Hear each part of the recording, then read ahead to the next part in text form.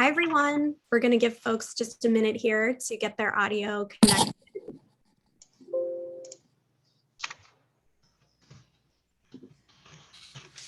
And if folks just want to mute themselves.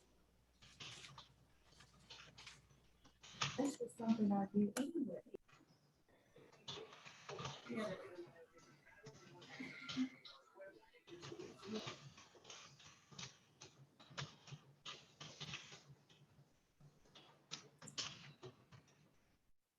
Hi, everyone.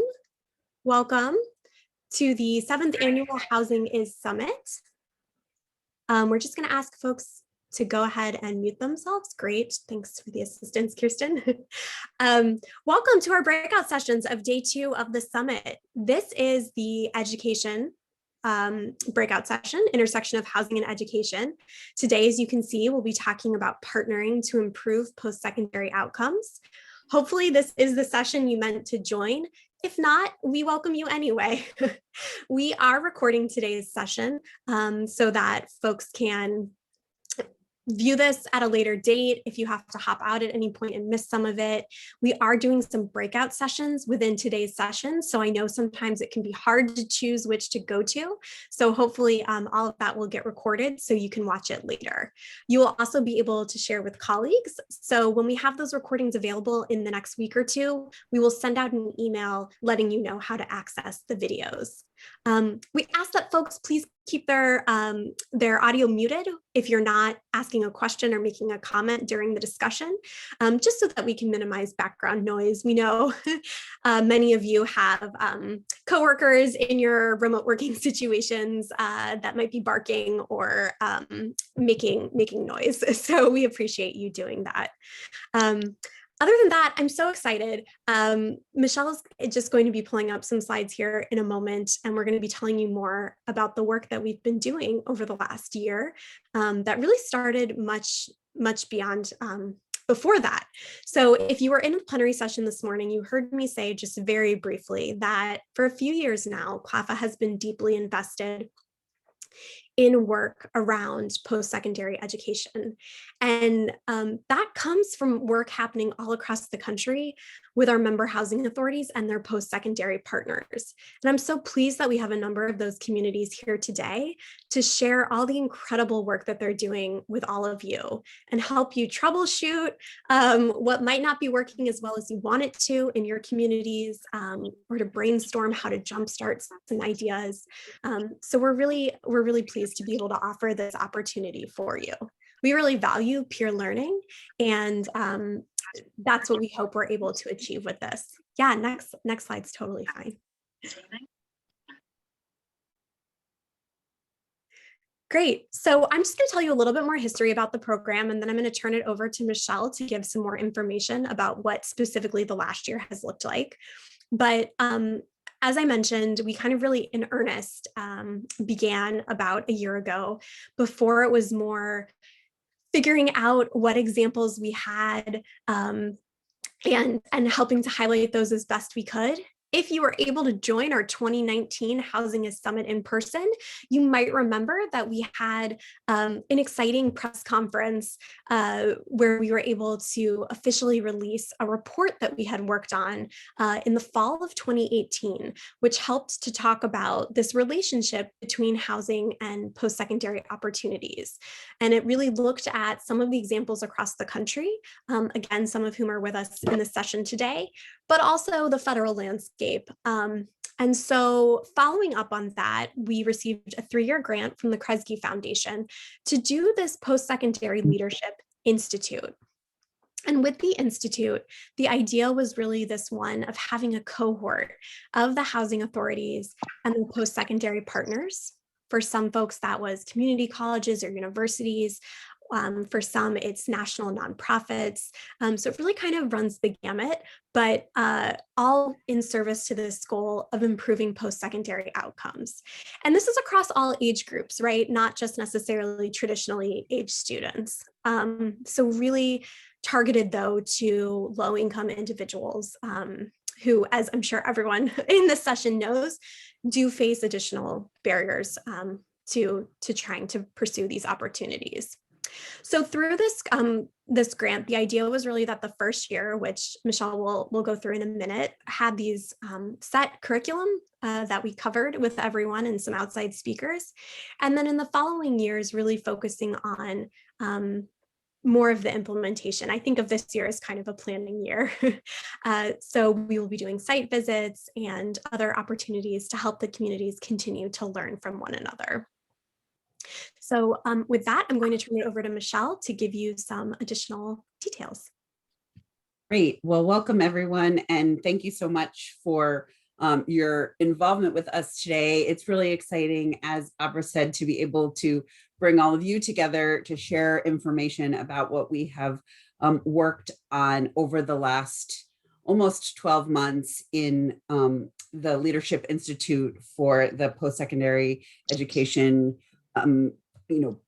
cohort building and collaboration building. So as Abra said, the program was really set up to do the first year around that Leadership Institute and education, and then work on implementation in the coming years. I just want to show you, I was brought on to help with the implementation of the leadership development program, helping Abra to create the curriculum, find appropriate speakers, come up with a methodology to support the communities that have been involved. And it's been just an absolute pleasure to get to know everyone and to really watch the development of competency around program implementation and sustainability and metrics development for these very important and unique programs. So I just want to take 1 minute before we go off into our breakout groups to just share a little bit with you about what we have done over the course of this year.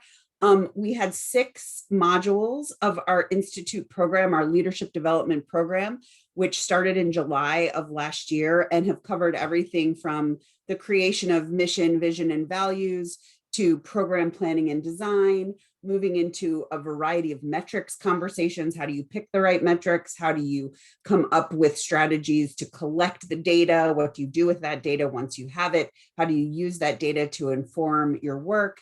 And then just about 4 or 5 weeks ago, we did a funding and sustainability session. And then next week, we will have our final session, which will be on communication, marketing, and telling the story of your program. And what's been wonderful about this work is that in between every one of our educational sessions, we've had the opportunity to bring the cohort together to do office hours, additional connection times, really diving into certain questions or areas where there's been, friction or challenges or barriers to, that planning approach. And so we were able to have 6 of those office hours, if you will, that have really allowed us to build the relationships between the cohort communities, as well as really help to provide support and guidance, and also facilitate some connections where there were areas of challenge or barriers moving forward. So we've been really excited about this pilot approach. We look forward to all of the communities being able to implement these excellent and exciting partnership initiatives in the coming year. And now we're specifically excited to have them share with you some of the specifics around areas that they've focused on, things they've learned, and parts of their program that are really exemplary moving forward. Abra, I have the breakout rooms. Perfect. Great. So basically the way we're going to be doing this session, as you can see here in just a moment, we'll be opening up 4 breakout rooms. So room 1 will be metrics, room 2 will be focused on program planning, room 3 also on program planning, and room 4 on partnerships. If you have the latest version of Zoom, you can move yourself into a breakout room.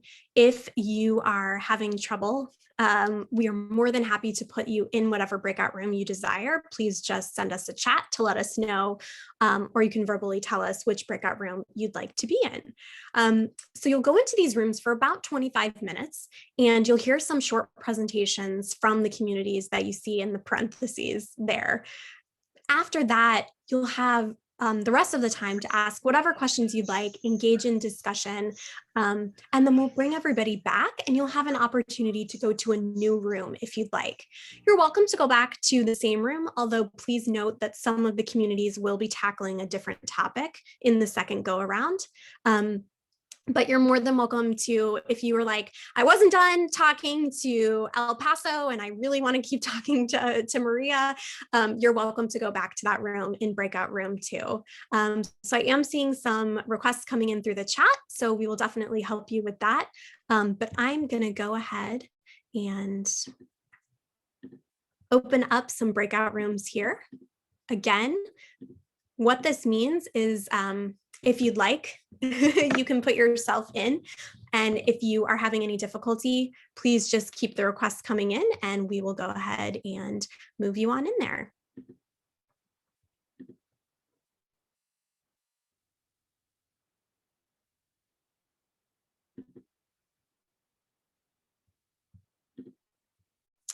Okay, so you should be able to put yourself in a room if you'd like, and I'm going to work through the requests in the chats. Thanks so much.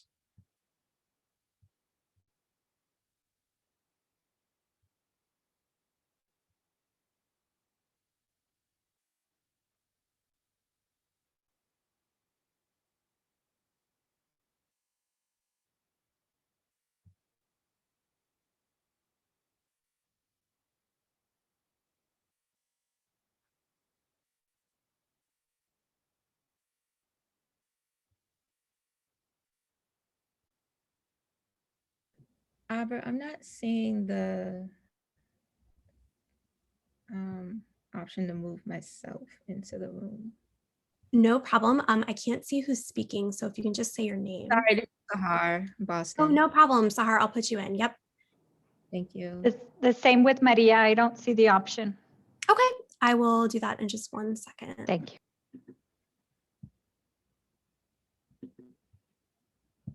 Thank you. Of course.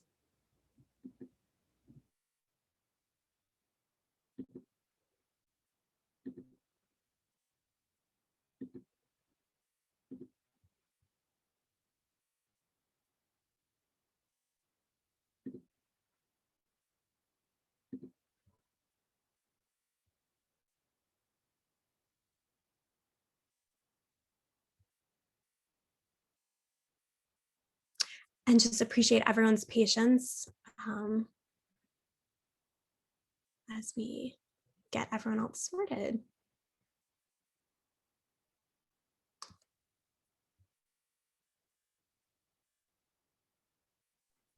So with those that are left, if you want to drop in the chat where you'd like to go, or just let us know, we'd be happy to put you in there.